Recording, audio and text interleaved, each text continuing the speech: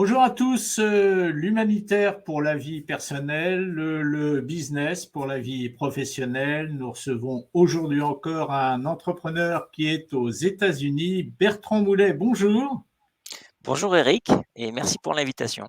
et merci à vous surtout d'être avec nous parce que c'est vrai que c'est marrant ces deux facettes de votre personnage qui d'un côté déterminent votre vie personnelle et de l'autre déterminent votre vie professionnelle. Auparavant, comme on le fait d'habitude dans cette émission, vous savez, ce petit gimmick qu'on a de parler de la ville dans laquelle vit notre invité. Elle est en photo derrière moi. Cette photo, c'est Manhattan, bien sûr. Dites-moi, Bertrand, de quelle manière et quelle importance a la ville de New York dans votre vie professionnelle? Oui, alors j'habite New York depuis 2016 et quand en introduction, Eric, vous disiez que l'humanitaire et l'entrepreneur étaient deux facettes, je dirais que c'est grâce à New York. Ça n'a pas toujours été des pans de ma vie, mais maintenant j'ai acquis la certitude que ces deux côtés seront toujours présents dans le futur et dans mes expériences futures dans la vie. Effectivement, je n'étais pas entrepreneur avant d'arriver à New York. J'avais au contraire un profil, j'étais cadre, salarié avec un certain confort et une certaine sécurité liée à mon emploi. Et c'est en déménageant qu'au contraire, je me suis mis hors de ma zone de confort et commencé une aventure qui était complètement nouvelle pour moi. C'était aussi associé avec une aventure familiale puisqu'en fait, c'est la famille, c'était une aventure où on est partis tous en famille, de Paris pour aller sur New York et moi j'ai suivi ma femme qui avait une mobilité pour son travail. J'ai un fils, qui, avait 10 ans à l'époque. On s'est dit aussi que c'était une belle opportunité pour lui de découvrir une nouvelle culture et de maîtriser l'anglais et donc moi j'ai suivi en me disant: «Voilà, c'est aussi, quelque chose qui me fera découvrir de nouvelles, expériences» et c'est, de par cette, nouveauté que j'ai décidé d'entreprendre et de me mettre entrepreneur. Je n'avais pas trop cette culture auparavant et je dirais que entrepreneur pour moi, c'est quelque chose on n'acquiert pas à la naissance, c'est quelque chose qu'on a avec, le temps et avec, les différentes expériences et aujourd'hui, même si, je ne sais pas, dans 10 ans, 20 ans, si, Maison Résonance sera toujours, au cœur de mon projet professionnel, je sais que, par contre, le métier d'entrepreneur, sera toujours là. Est-ce que la ville de New York en elle-même, elle donne une certaine énergie pour celui qui justement veut devenir entrepreneur? Alors c'est vrai que c'est une ville, qui, dégage beaucoup d'énergie. Moi, je dirais que New York, c'est une ville qui accélère les expériences. Tout va très vite dans cette ville et les échanges sont nombreux. C'est une ville, forcément tournée sur, l'international. Il y a beaucoup de gens qui viennent un petit peu de partout du monde dans cette ville et le fait d'être, en connexion avec, toutes ces différentes expériences, ça donne beaucoup d'intensité et pour moi, c'est un accélérateur. Bertrand, un petit mot sur ce préambule qu'on faisait tout à l'heure dans lequel on mettait côte à côte un petit peu l'aspect caritatif et puis l'aspect businessman. Vous revendiquez fièrement ces deux amours, le mot est un peu fort, en tout cas ces deux passions qui vous animent. D'une part, c'est le premier volet de la question, et le deuxième volet, c'est est-ce que c'est difficile d'arriver à concilier les deux? Ça fait pas forcément comme ça quand on regarde de l'extérieur, ce sont des choses assez différentes, l'humanitaire et le business. Est-ce que vous y arrivez bien? Alors en tout cas, je pense qu'il y a une motivation qui est commune à ces 2 points, c'est, le contact vers les autres. C'est vrai que quand on est entrepreneur, c'est beaucoup d'échanges, beaucoup, de d'intérêt sur, ce que les personnes avec différentes, expériences peuvent partager. Surtout quand on commence, hein, on doit découvrir beaucoup de choses et le partage est très important et après, le monde associatif, l'humanitaire, c'est également tourné vers les autres et donc ça, c'est un point commun. Concilier les 2, oui, après, ça c'est on va dire à hauteur de l'investissement qu'on met. Heu, Moi, c'était aussi, l'humanitaire par rapport à une expérience que j'ai fait au niveau d'une association France Alzheimer, parce que c'est quelque chose qui touche ma famille et donc je souhaitais, ne pas être, ça m'a permis, cette expérience avec, France Alzheimer, de d'être moteur et de ne pas être passif par rapport à quelque chose qui apporte un peu de fatalité au cœur des familles. Quand, quelqu'un de proche est touché par cette maladie, on se sent impuissant et le fait de s'investir, dans une association et d'essayer de lever des fonds, ce sont des choses où on se dit voilà, il n'y a pas de forcément une fatalité, même si la personne qui nous est chère, sa santé ou son quotidien ne va pas changer. C'est aussi un moyen de trouver de l'espoir dans déjà aider les personnes qui sont les aidants et la recherche pour que les situations s'améliorent.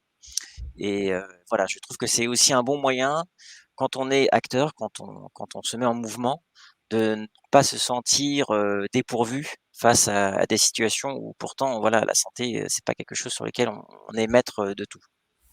Bertrand, on va clore ce dossier humanitaire. Donc, vous nous avez dit que ça tournait autour de la maladie d'Alzheimer. Vous nous avez suggéré le fait que c'était une expérience personnelle qui vous avait amené à vous occuper de ça. Un dernier mot, et puis après on va passer à l'aspect business, à l'aspect entrepreneur. Un dernier mot, quelle est justement cette opération que vous avez organisée récemment autour de la maladie d'Alzheimer? Alors là aussi, c'était une aventure familiale, parce que comme c'est une maladie qui touche la famille, c'était quelque chose qui impliquait, ma femme, mon fils. On a fait un défi, à vélo, pour, à travers, nos amis, mais aussi en dehors du cercle familial, essayer de promouvoir, un challenge et lever des fonds. Moi je me suis rapproché de l'association, France Alzheimer qui m'a permis de créer une cagnotte et au-delà de cette expérience, c'est, comme pour, mon parcours d'entrepreneur, c'est quelque chose qui, maintenant je garde en tête et je vais perdurer.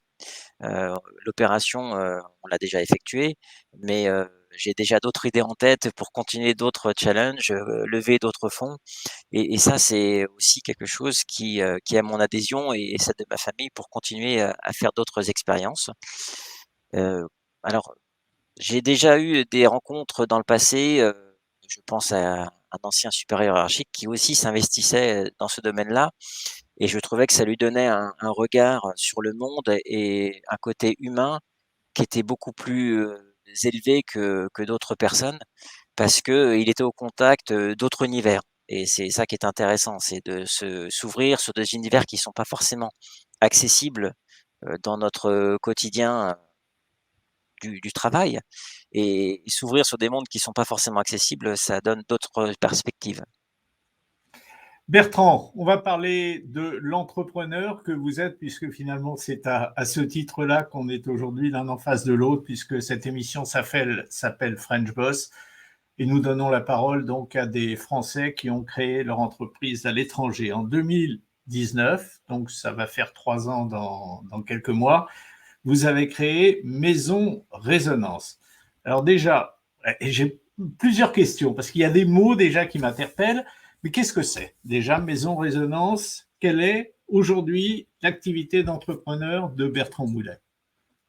Alors c'est un parcours complètement différent de ce que j'ai pu faire, dans le passé.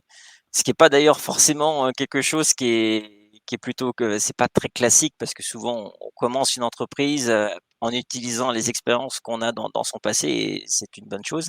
Mais là, le fait d'être, à l'étranger et à New York, il y avait, le monde de la touche française, dans tout ce qui est, vêtements et accessoires, qui était, une évidence et moi je voulais créer une entreprise, qui ait un contact avec un produit physique. J'avais besoin d'avoir un contact avec un produit et heu il y avait aussi quelque chose qui m'intéressait, c'était de mélanger, le côté, attitude américaine assez détendue, assez, comment dire? Sur le vestimentaire sans trop avoir de code, mais en même temps Décontracté. avoir une touche de d'élégance, que les Américains associent à l'Europe et avec la France en particulier. Et donc je voulais mélanger les 2 et après, le foulard et la soie, puisque Maison Résonance, c'est une société qui vend des foulards en soie. Voilà, c'était un produit que je trouvais très intéressant parce que il y a ce côté élégant et on peut le mélanger, surtout aujourd'hui, avec une nouvelle façon de porter le foulard sur beaucoup plus quelque chose d'accessoire en le mettant sur des sacs à main autour du poignet, pourquoi pas même en tant que bracelet de montre. Donc des nouveaux usages qui sont liés aussi à une attitude plus détendue ou moins classique du foulard qu'on peut avoir traditionnellement en Europe. Donc j'ai créé cette société effectivement en 2019 en partant de zéro, hein, puisque il y avait pas d'historique sur le sujet, donc j'ai dû effectivement déposer un nom de marque. J'ai trouvé un nom qui me plaisait. Le nom Résonance évoquait pour moi le fait de se mettre en mouvement et avec des petits mouvements d'avoir des mouvements de plus en plus importants. Donc c'est comme ça que j'ai aimé le nom Résonance. Oui, Je peux justement vous poser une question là-dessus, Bertrand. Moi, je me suis interrogé sur le nom résonance. Est-ce que le mot résonance, alors pour vous, c'est une évidence, vous y avez réfléchi, mais c'est vrai qu'il dépeint pas, si on voit ça de l'extérieur, hein, ce qui est mon cas, il ne dépeint pas ni votre activité, ni le produit que vous vendez. Du moins, on a du mal à faire spontanément le lien entre les deux. alors ça a été un processus difficile de trouver un nom pour ma société. Il fallait trouver quelque chose qui ne soit pas déjà existant et après effectivement, il n'y a pas un lien qui est forcément évident. C'est peut-être, une relation qui est peut-être un peu plus intime, où j'associe effectivement comme je vous disais, la résonance à une sorte de mise en mouvement qui, se fait, au début avec des petits pas, des petites progressions, mais qui au bout du compte après, la résonance donne des grandes oscillations, des grands mouvements. Donc voilà, c'est peut-être un lien un peu plus intime, effectivement. Alors, il y a plein de trucs à raconter sur votre société parce que déjà, on va parler de l'homme par rapport à l'entrepreneur. Durant votre carrière de salarié, auparavant, Bertrand, alors vous me dites hein, si je me trompe, vous avez été à de fréquentes reprises acheteur. Vous avez fait le métier d'acheteur. Et là, tout d'un coup, vous devenez vendeur. Alors, comment on passe d'acheteur à vendeur? Est-ce qu'on est obligé de faire une totale remise en question, un total reset? Alors, il y a des exemples dans des parcours professionnels de gens qui passent d'acheteur à vendeur, parce qu'il y a quand même des similarités. Après, effectivement, bon, le côté achat, moi, m'a aidé pour justement négocier avec des fournisseurs et mettre au point un produit qui me plaisait. Donc, j'ai pu quand même m'appuyer sur mes expériences passées sur certains aspects de la création de cette entreprise. Après, peut-être qu'il y a quand même un point commun, c'est une fois de plus, hein, c'est le contact. Quand on est acheteur, on est à l'interface entre le monde de son entreprise et le monde extérieur et ça amène à beaucoup de rencontres et quand on est entrepreneur, on est également de nouveau, amené à avoir beaucoup de rencontres. Alors là, c'est pas uniquement, limité à un cadre de fournisseurs, hein, c'est un cadre beaucoup plus large, mais il y a quand même un côté qui est important, qui est celui de l'échange et du questionnement. Se questionner sur, qu'est-ce qui pourrait apporter, des améliorations? Quelles sont les idées, que les autres ont pour améliorer un produit, voilà, bah, que ce soit aussi bien d'un point de vue commercial, mais aussi d'un point de vue plus large d'organisation.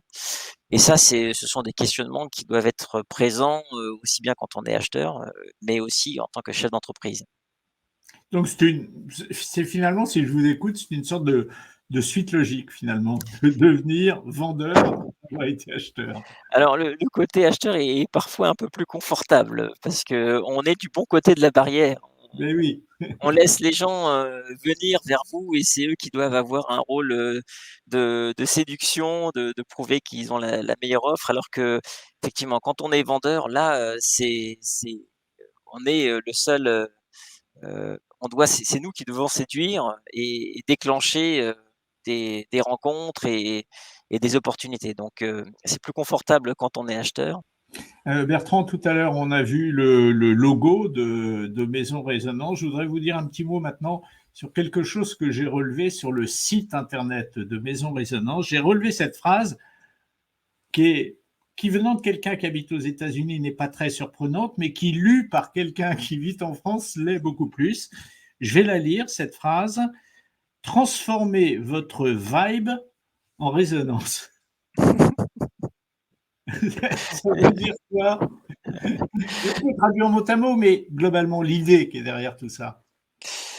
Alors, oui, alors j'ai fait des études d'ingénieur et il y avait un sujet, alors on s'éloigne un petit peu, hein, mais des fois les liens sont un peu surprenants, mais la résonance, c'est quelque chose qui, m'a beaucoup intéressé et d'où le nom résonance et donc le nom vibration vient aussi un peu associé à cette raison de résonance. Donc, ce que je voulais montrer, c'était qu'un petit accessoire, en l'occurrence un foulard qui peut être vraiment considéré comme quelque chose de plutôt petit par rapport à une tenue vestimentaire complète, mais pouvait au contraire rehausser une tenue et la mettre en lumière. Donc voilà, c'est toujours cette notion une petite chose qui peut avoir de grandes conséquences.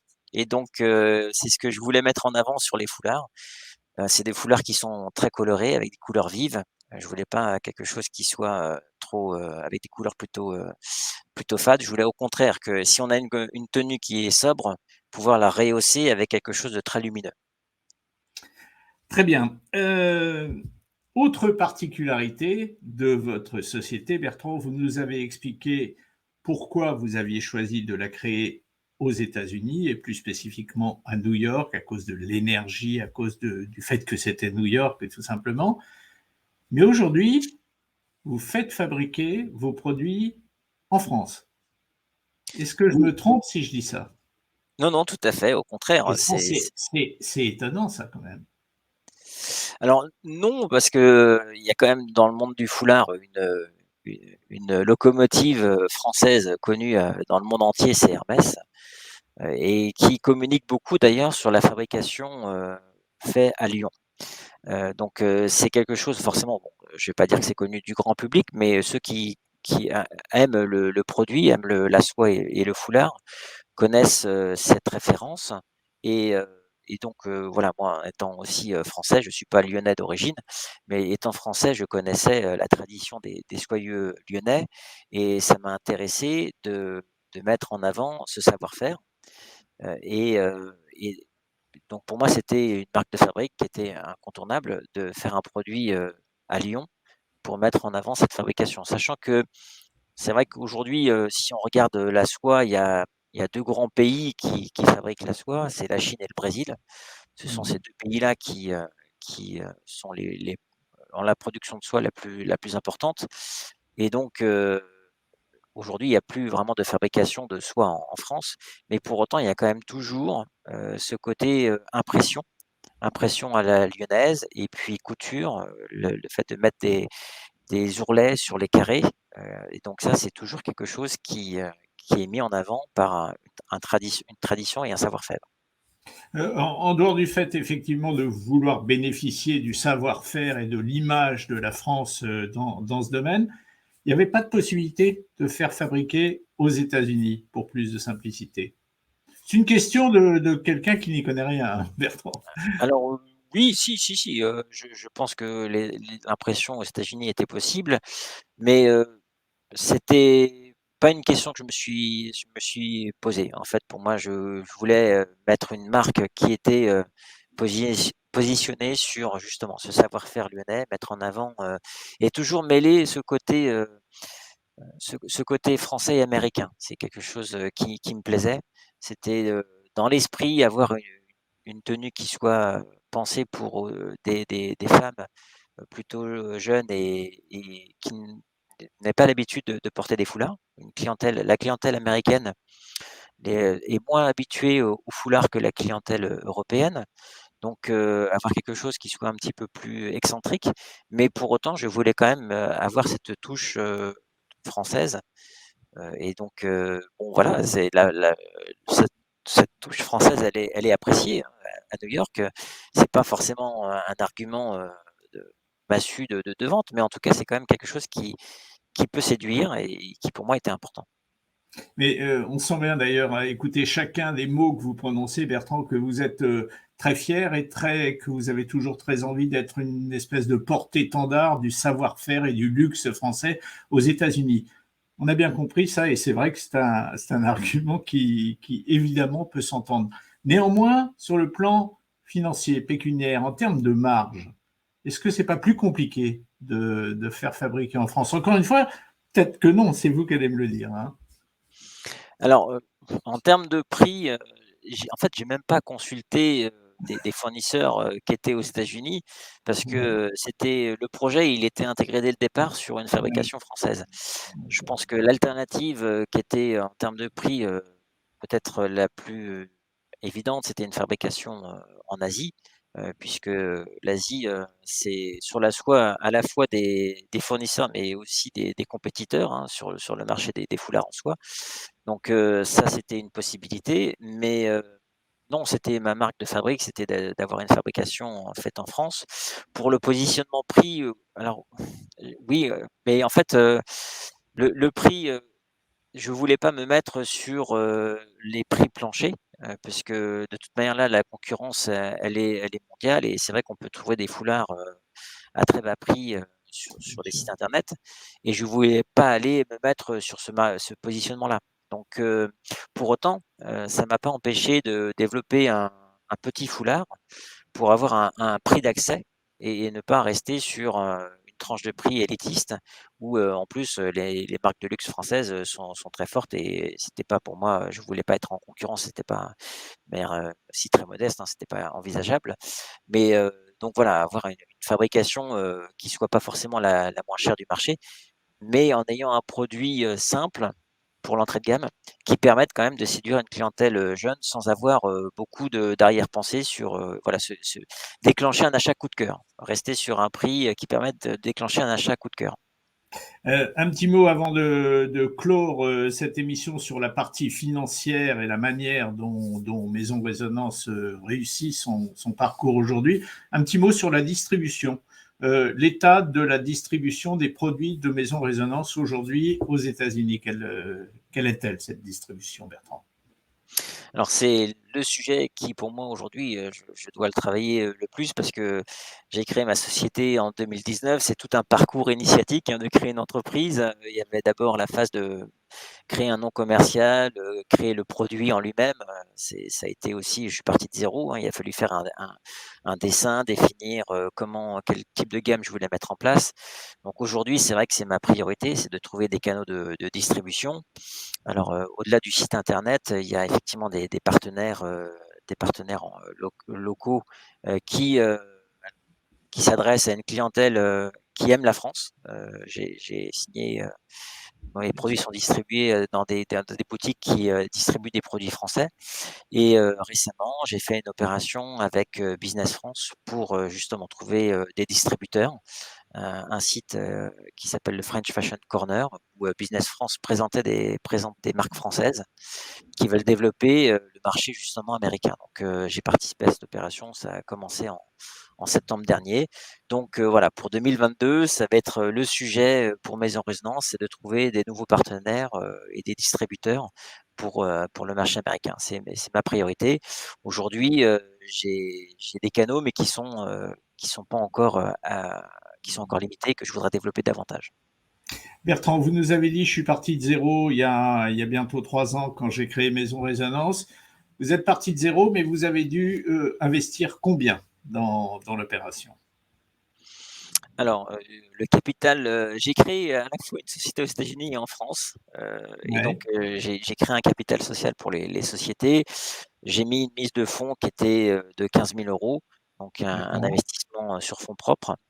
d'accord. Donc, voilà, c'est une petite société, hein, Ouais, ouais, c'est ouais, ouais. un début, mais c'est aussi, pour moi ma première expérience et donc, il faut aussi, des fois, commencer, heu voilà, petit, et je me donne le temps. C'est pour moi important, je sais que c'est quelque chose qui ne va pas se faire, sur, quelques mois, quelques années. Il faut du temps pour développer, justement son réseau de distribution et donc voilà, c'est une mise en place, progressive. Donc vous êtes le seul actionnaire donc de votre société, c'est ce que je crois comprendre. Oui. Financièrement, donc, plus de 2 ans, près de 3 ans après sa création, où en est Maison Résonance, Bertrand? Alors, aujourd'hui, j'ai fait une première collection, qui, sur lequel j'ai effectivement investi, les premiers modèles. Le bilan n'est pas encore à l'équilibre, hein, et donc c'est pas encore une activité qui, me permet de dire: «Je peux, en vivre, de ce seul revenu». Mais voilà, je persiste, je pense qu'il faut se donner un peu de temps pour ça. Le marché américain est un très grand marché et ce que j'espère, c'est que pour 2022, je sois bénéficiaire, ce qui n'a pas été le cas pour les démarrages. Et par rapport au tableau de marche que vous étiez probablement fixé, vous en êtes où? Est-ce que vous pensiez 3 ans, près de 3 ans après la création, est-ce que vous pensiez en être là où vous en êtes aujourd'hui? Alors en toute honnêteté, non, je pensais à un démarrage plus rapide, mais alors si c'est pas une excuse, j'ai commencé, la mise en vente juste au moment où le Covid a Ouais, commencé à frapper à New York et New York a été très sévèrement touché bien sûr. et j'avais des premiers contacts, qui étaient, justement sur des opérations, vraiment de vente en direct, qui se sont annulées. Donc le démarrage, je pense, a aussi été un peu plus compliqué à cause de ça. Heu, donc j'ai un peu de retard par rapport au business plan que je m'étais fait. J'ai en gros, j'ai 1 an de retard, quoi. Sans parler maintenant de finances, on va arriver à la fin de cette émission, Bertrand. Ce serait quoi pour vous la victoire? Est-ce que ce sera le jour où vous verrez les produits de Maison Résonance dans les très grandes surfaces de luxe américaines? Quel sera pour vous le symbole, le jour où vous direz, bah, ça y est, là, j'ai réussi quelque chose d'important pour moi? C'est une, question difficile. Je dirais que, ce qui est intéressant, c'est, de voir que sa gamme, grandit. Aujourd'hui, j'ai fait une première collection, mais s un motif de fierté, ce sera de pouvoir augmenter cette gamme sur une deuxième collection, surétendre. J'ai déjà des idées, au-delà du foulard, mais toujours en gardant ce côté soie et savoir-faire, sur d'autres produits. Donc quand, la gamme, sera enrichie et plus large, oui, ce sera pour moi un motif de satisfaction. Bien sûr, si elle est distribuée dans des belles enseignes, ce sera aussi un motif, de fierté. Donc mais voilà, c'est aussi une question de voir que les produits sont appréciés, les retours des clients. Ça, c'est aussi un motif de satisfaction et bon, voilà, c'est un retour, c'est d'une manière progressive. Ça se fait, peut-être pas sur une action, déterminante, mais d'une manière progressive, on voit que les produits sont appréciés. Les retours de ce salon sur, le French Fashion Corner étaient bons. Heu, donc voilà, c'est une satisfaction qui se fait, un peu au fil de l'eau. Ouais, et puis il y a un autre élément essentiel et on va terminer là-dessus, Bertrand, c'est la satisfaction qu'on ressent au quotidien, ressent d'avoir créé son activité et de l'exercer au quotidien. Est-ce que vous êtes heureux dans la vie professionnelle que vous menez aujourd'hui, même si vous êtes un petit peu en retard effectivement sur vos prévisions? Est-ce que vous êtes heureux? Parce que ça, c'est un aspect essentiel de la réussite, d'être heureux, non? Ah oui, oui, oui, c'est sûr. Ben, je crois que justement, on en revient toujours sur, qu'est-ce qui nous fait plaisir. Moi, ce qui me fait plaisir, c'est, alors le côté financier est important et ça, pour moi, Mmh. c'est des enjeux, qui sont pour 2022 et 2023, essentiels. Mais, le côté, découverte, d'un nouveau monde et avec de nouvelles personnes, tous les jours, j'apprends des nouvelles choses. Pour faire cette société, j'ai dû, voir, l'apprentissage de tout ce qui est réseaux sociaux, de tout ce qui est communication sur le web, créer un site. Donc voilà, je ne connaissais pas, tout ce que j'ai pu apprendre sur ces 2 dernières années, je ne connaissais pas avant. Voilà, être à même d'échanger avec vous, c'est aussi, un enrichissement, je suis très content d'avoir pu partager mon N'exagérons rien, expérience. n'exagérons rien. Non, non, mais ça voilà, c'est toutes ces rencontres, font que c'est un enrichissement que je garde et qui pour moi, me donne du plaisir. Bertrand, moi je vais vous dire merci. Merci de porter aux États-Unis l'image de luxe et de qualité des produits français. Merci de faire connaître aux États-Unis ces écharpes qu'ils connaissent mal, ou du moins qu'ils connaissent mal sous cette forme. Et puis merci tout simplement d'avoir été avec nous aujourd'hui. Merci Bertrand. Merci Eric.